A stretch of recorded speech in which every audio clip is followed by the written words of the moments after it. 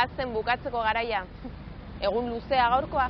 Bai, neska, 5 ordu fakultatean eta 4 liburutegian. Baina orain atsedena.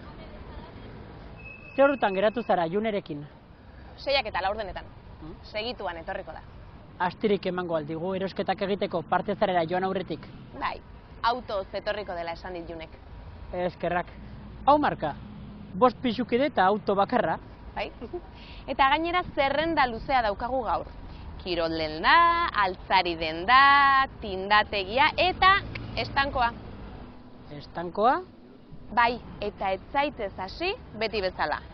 Ados.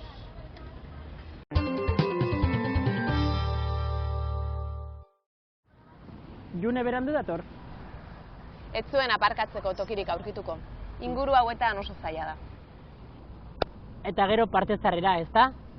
Banuen gogoa lasai joateko. Norekin geratu zara?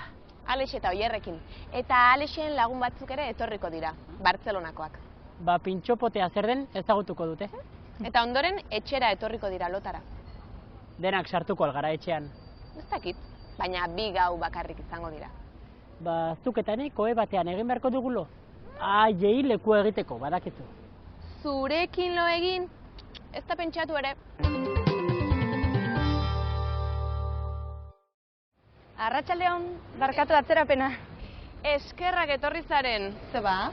Hemen gure Josu plan arraroak egiten hasi zaigula. Ez dira hain plan arraroak. Alexen lagunak datozela eta nirekin egin nahi dulo lekua egiteko. Bueno, eta badakizu, asko badira, 3 ere sartzen gara nire oean. Tira, guazen Romeo, lire enteratzen bada. Goazen bai.